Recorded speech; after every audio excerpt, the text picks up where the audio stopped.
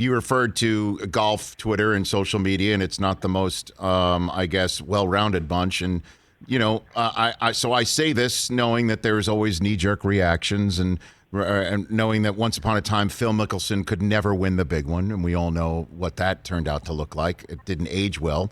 So I say this gingerly, but I'll ask it anyway. Is it possible that Bryson DeChambeau is not built for Augusta National? What do you think? It is, and it's interesting to hear him honestly kind of entertain the reasons why, because he is so meticulous in his prep, and he is so thorough in crunching the numbers to use them to figure out how he wants to approach a hole and approach a tournament, right? I mean, it's very analytical, and they don't provide you all of the intel and the yardage books and things there that they do at other golf courses. So it's on you to figure it out. And I think that kind of jams him up a little bit. I mean, we're guilty of it. And I joked with our producers afterwards. I'm like, hey, when we go to Kiowa, do we have to show 700 swings of him on the driving range swinging 800 miles an hour? Like, is that necessary? Because leading into this, that's all we did. Here he is in the range. It doesn't matter how far you hit it at Augusta. You better figure out how to hit it on the right place in the greens and make putts. But having said all this, Rich, and I'm on record as having said I would have lost all of my money and all of my future earnings probably 15 years ago if you would have bet me that Phil Mickelson could never in his life win the Open Championship, because the style he played over there never would work. Hits the ball way too high, just doesn't have the patience for it. He'll never figure out links golf. And then he won at Muirfield with one of the best rounds I've ever seen. So DeChambeau's immensely talented, and he's a young man, and there's no reason he can't figure out Augusta National. He just hasn't yet.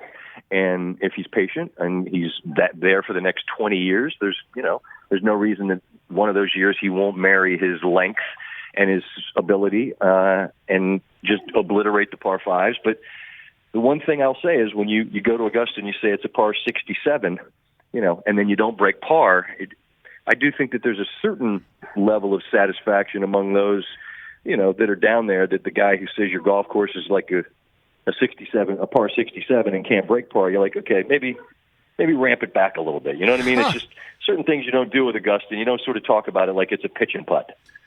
Yeah, and it's humbling, right? Or do you think it's not humbling for him? Okay. I do. I believe that, listen, I think the guy's great for the game. I think he draws eyeballs and attention, and he's not afraid to say that he thinks that if he plays the way he can play it, that it's a par 67. So, like, you want to put, you're putting your own neck on the line when you say that. So he's not afraid of that. But I think he's owned it. He's been honest about how much he really looks forward to the challenge and trying to figure it out over the time, and that thus far he just hasn't. So it's okay. I mean, a lot of guys haven't figured that place out. It's a challenge. It really is. That's why I think a guy like Maruyama, who's played there 10 times, is a very worthy winner. And what it makes what the kid Zalatoris did amazing. He's 24 years old. He's never played there before in his life, and he's out there, throwing punches, man. I loved watching that guy play. He was fearless, and he looked like he thought he belonged, which was great. Well, I mean, he has given Happy Gilmore some of the distances, so it's not like it's his first rodeo, right? There you go. If you saw Sandler's tweet during the broadcast yesterday, he was saying that it looked like his caddy.